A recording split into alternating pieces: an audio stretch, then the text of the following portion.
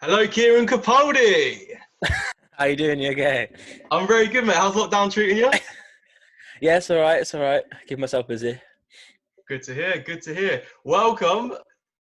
You're my second guest to music I'm that honoured. impacted me.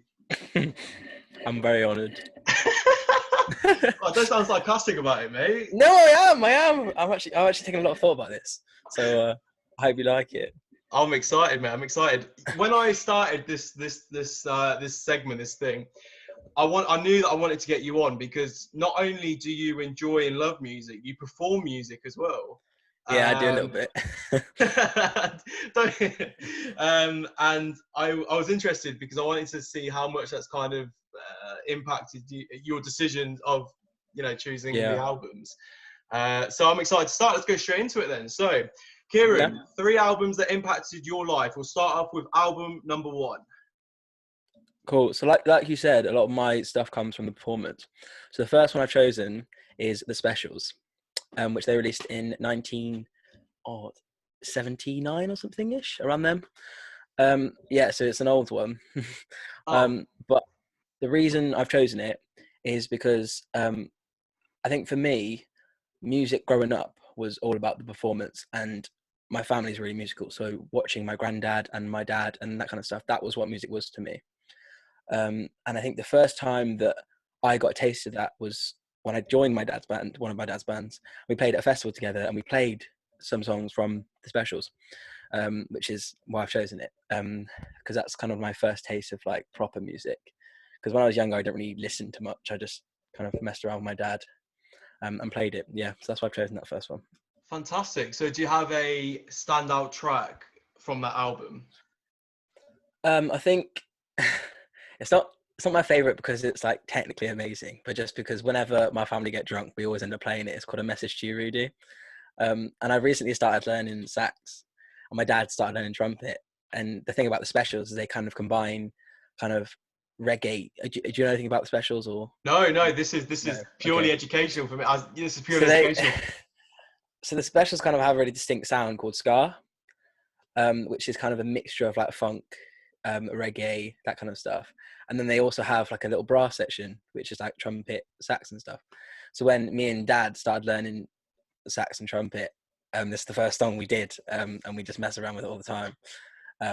But yeah, so probably Message to You, Rudy, just because of that, just because of the personal experience of it. That's incredible. And we play it That's a really lot. cool. We've got a family band which have like I think it's three saxes, two trumpets and a trombone. So that's what that kind of music is. Yeah, So, yeah. how are you finding the saxophone? You say you're learning. How are you finding it? It's all right. It's okay because I started learning. So there's loads of different types of saxes, all are different, uses. And I started learning on like the smaller one, because I got given it with the condition that I learned it and performed it to them. Um, and I started playing it with big band. So obviously University of Leicester, big band.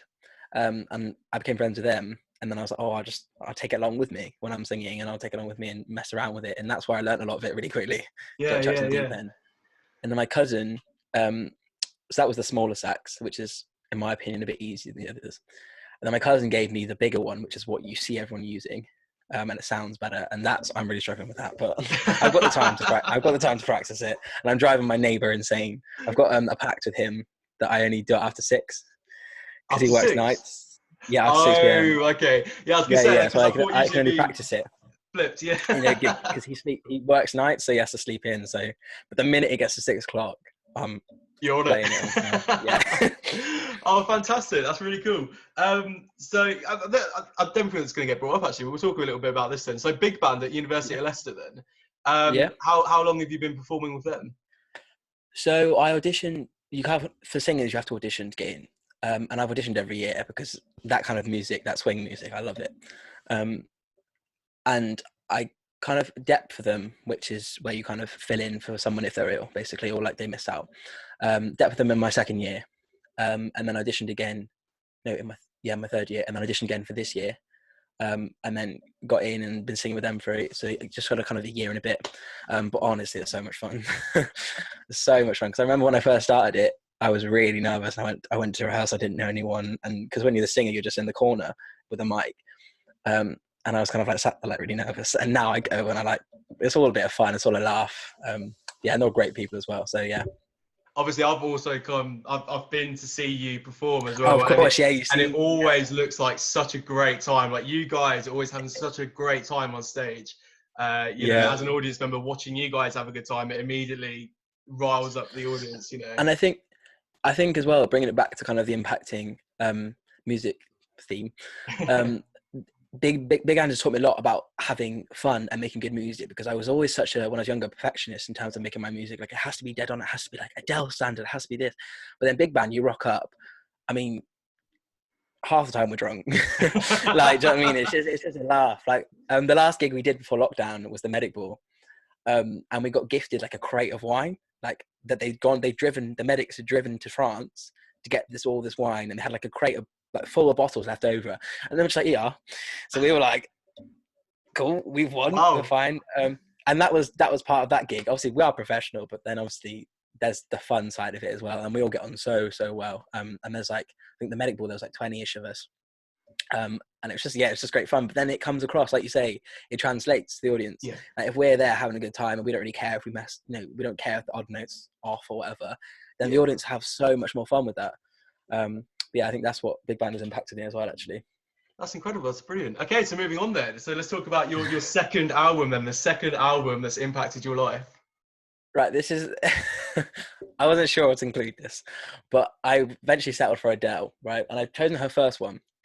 And the reason being, obviously, saying about the kind of performance side of things, Adele was the first artist that I listened to who kind of taught me that, I guess, the kind of individual experience of music. So obviously with the specials and that kind of stuff, it was all about, oh, let's put on a show for people and let's do that. But then Adele was somebody that kind of the first artist I listened to and gone, actually, that's my kind of music. And obviously my family love her, but that's not their kind of thing. Yeah. And I think she's kind of taught me to kind of, in my music writing and singing and whatever, to kind of appreciate the kind of imperfections in it and kind of getting that emotion across and that kind of stuff. She's the first person I actually listened to rather than just kind of performed, if you know what I mean. Yeah, of course. So is this the forgive me if I'm wrong here, is that the 19 album? Yeah, 19, yeah. Yeah. So she released it in 2008, I think. So that was 2008, yeah. Yeah. But yes, that was her first one. Obviously, I didn't listen to it when it came out, but I always go back to that one. And just as well with Adele, everyone says, oh, she's so overrated, like she's so hyped up, but there's a reason for it. Like, she's so skilled in what she does.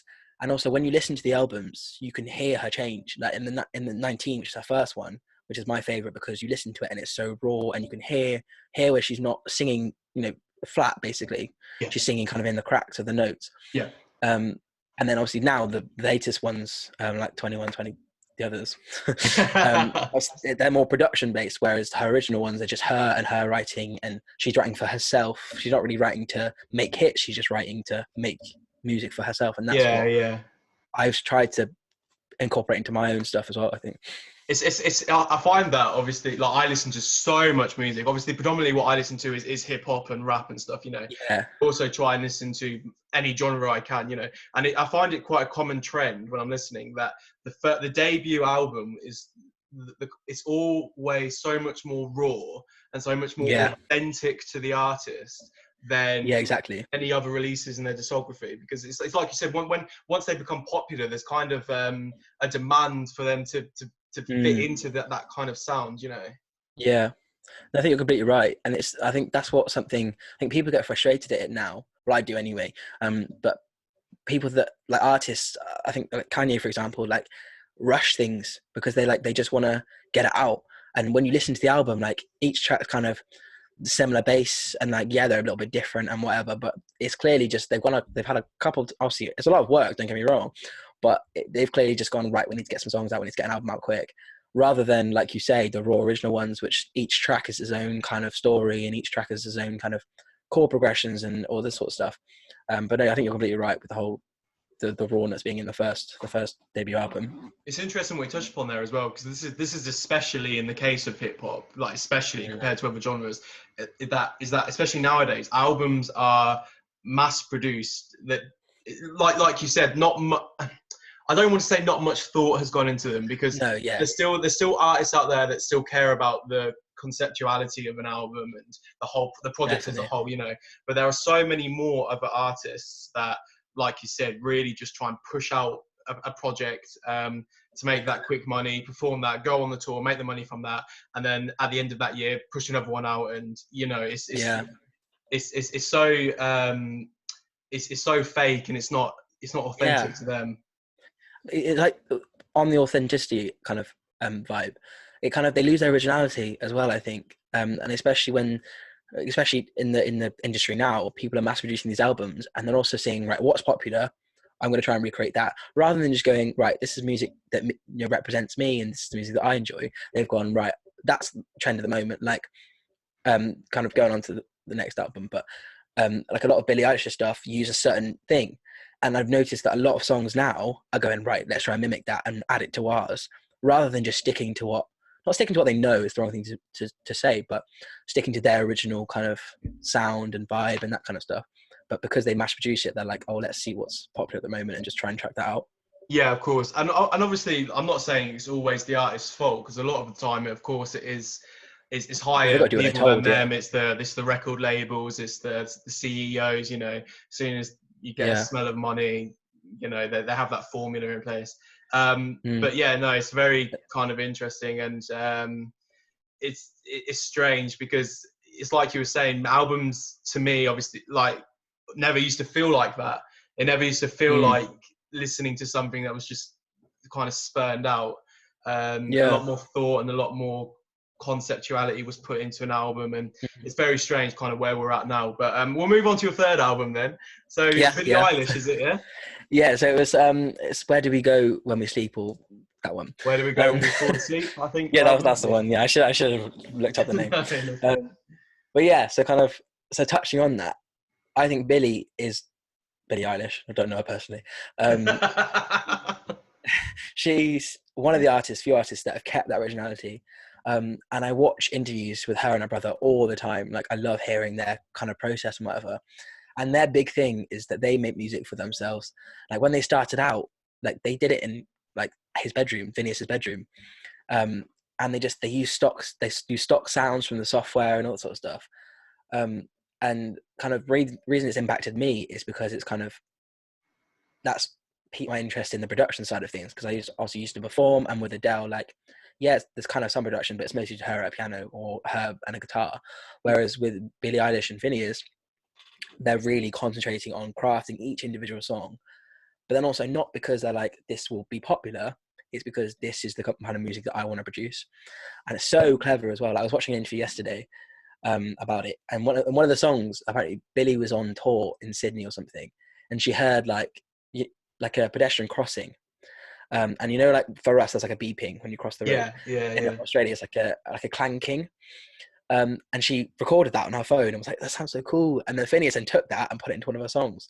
And like, it reflected, I can't remember which one it was, but it like reflected the message of the song about like travel and all that sort of stuff. And it's just, that level of detail is insane. And I think that's something, and it sounds so simple, like when you listen to it, but then actually when you break it down, it's just so like incredibly thought out, and they're both so talented. No, they are. They're both Yeah. incredibly talented, and it still blows my mind just how young Billie Eilish Yeah. is still. Yeah. The quality of her voice is Mm. extraordinary. You know. That's one of my favorite things about her, is they don't use any pitch correction. Like, they only do it if it's like a stylistic choice. Because a lot of artists nowadays are just kind of, right, there's the melody, we're going to correct to it. Whereas with Yeah. Billie, she sings and sings and sings until she gets it dead on. And also when they create her tracks, her kind of style, like when you put headphones on, listen to it, is they layer and layer and layer. So it's called wide, basically. So you're trying to get a wide sound, where basically she'll record one track, and then it'll go on the left side of your ear, and then she'll record another track of the same on the right side of the ear. But the level of detail and just the effort going into that for Yeah. each individual song. But yeah, it's just the talent, and she, do you know what I mean? And listen to her live as well. Like, Yeah. it's just so incredible how she falls. She's always pitch perfect, and it's just, yeah, she's so incredible. So this latest release, was that your first introduction to Billie, or had you heard her previous projects before that? I think I remember kind of getting, it was almost kind of getting on the hype thing. Do you know what I mean, when people were talking about it? I was like, oh, like, what is this? And I remember the first song I listened to, I can't remember what it was now. I remember going, oh no, like that's not really. I listened to it, I was like, that's not really me, kind of thing. Yeah. And then I think it was Ocean Eyes that I heard. Um, and this was around the time I started learning guitar as well. And I was like, oh, what if I just kind of made that really acoustic? And I played it, and then actually I was like, this song is actually really incredible and like really thought out. And then I watched an interview of her and her brother talk about how they made it, and I was like, actually that's really clever. And then I went back to the album and listened to it and was like, oh, I see, or like, oh, that's really cool. And like, since getting into production, I've like not tried to replicate it, but I've tried to like see what they've done and like try and mimic it for myself. Obviously I don't have the budgets they do now, but Yeah. Yeah. and it's just, it makes you appreciate it so much more. So I think initially I was a bit like, oh, I don't really know, like I don't know if she's for me. But Yeah. now it's Yeah. like all I Yeah. listen to. And along the same kind of vein as well, I was also flipped between Khalid. Oh yeah. Yeah. Yeah. I Yeah. was going to choose that one of his albums as well, but because for me they're the same in terms of obviously different, but keeping their originality and that kind of stuff. So I think the two of them at the moment are all I'm listening to. But yeah, Both both incredible vocalists. Sorry, as well. Both incredible yeah. vocalists. I Yeah, remember. that's what it boils down to. Yeah, of course. I got Khalid. Is it Khalid? Khalid? I was just Khaled. Let's say Khaled. Khalid. Let's say Khalid. It's probably wrong, but we're British Yeah, yeah, anyway, so you know. yeah. I That's got how you his. say it. I got his debut album, and I really enjoyed it. I really enjoyed Yeah, it. It came out. I can't remember. It wasn't last year. It was the year before, I think. Or was it the year? yeah. I can't remember. Because he was the year All the before years Billy. merge Because into it's like, one.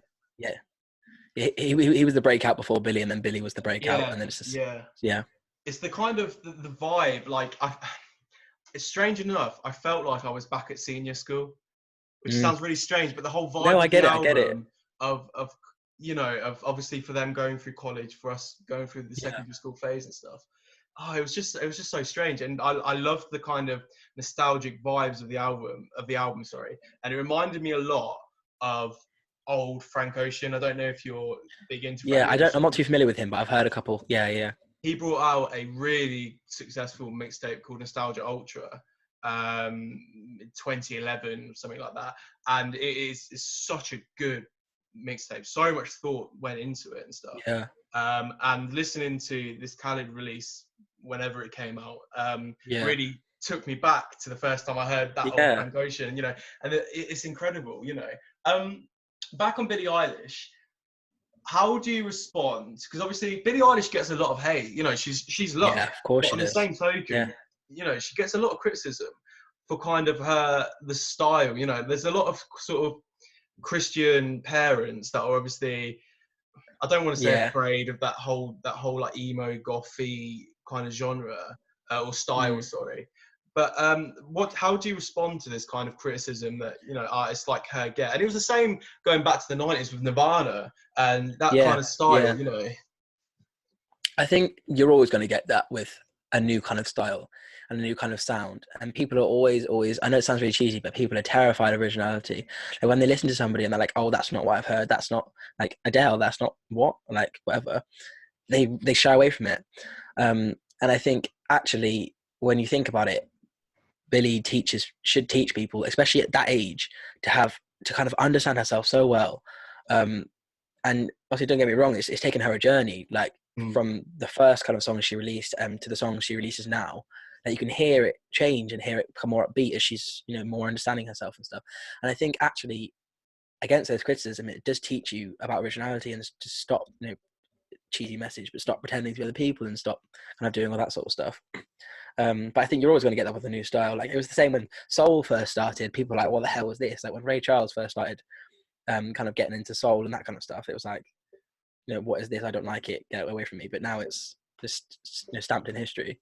Yeah, yeah, yeah. I think it's very interesting. And I enjoy. Well, enjoy is the wrong word, but I admire about Billie that she uses her platform to just be herself and be original. And obviously, there's this whole thing about her coming into the industry and obviously refusing to wear clothes that weren't over baggy and things like Yeah, that. And so she didn't want to be overly sexualized, you know, and yeah, kind of the fact that I think about this sometimes, the fact that she has to do that at her really yeah, young age, you know, is yeah. quite, It's quite frightening, isn't it? Yeah, I remember being so shocked when I saw tweets coming out when it was like before. Is she 18 now? I don't know how old she is now. 18, Um, y- nineteen, something. yeah, I Still remember very when she young. was like, Yeah. because Ocean Eyes was when she recorded it when she was 13, and I remember when she started turning 16 that age, and people tweeting about it, being like, right now she's fine at the age. It's like it's scary, and it is disgusting, but it's like she says herself, like she wears it because A, that's what she's comfortable in, and B, she doesn't want her kind of image to be about her sexualization or whatever, because unfortunately, maybe not so much now, but obviously a couple of years ago, a lot of a female artist's image was about kind of their physical, like Girls Aloud and stuff is a lot about their physical image rather than necessarily just about the music. And like you said, I think with Billie, she's very much like, no, I'm not going to be that person. My music is what I want to be known as. Yeah, it's But yeah. good. So, well, even maybe out of the American Teen project with Khaled, either the American Teen project with Khaled or this Billie Eilish project, what are the standout tracks for you? Or maybe a better question, if you could perform, because I know obviously you are a musical performer, Yeah. you are a singer. If you could perform a standout track from either of those albums, which would you choose? Honestly, I don't know, because I think the thing with me when I perform stuff, I really look. That's a hard question. It's a tough question. It's a tough question. Do you know what? Do you know what? At the moment, I'm actually really listening to is I'm going back to Khaled's kind of not old stuff, but kind of like Young, Dumb and Broke and that kind of stuff, and Location and Better and those kind of songs. And I think because I'm still, again, cheesy, I'm still going on a journey with my voice and kind of working out what suits me and what is fun for me to do, as well as what actually sits right with my vocals and stuff. And I did I started an Instagram for my music, and I did a Khaled one. I did Angels because Oh yeah. that's just easy to do on guitar. So I was just like, oh, I'll just kind of crack it out. I did it in a day, and I put it out, and I was like, actually, like, I really enjoyed doing that, and I didn't put it out to be like, look, like I'm putting stuff out. It was because I really liked the song, and he wrote it in a day or something, and he wrote it. It's so simple.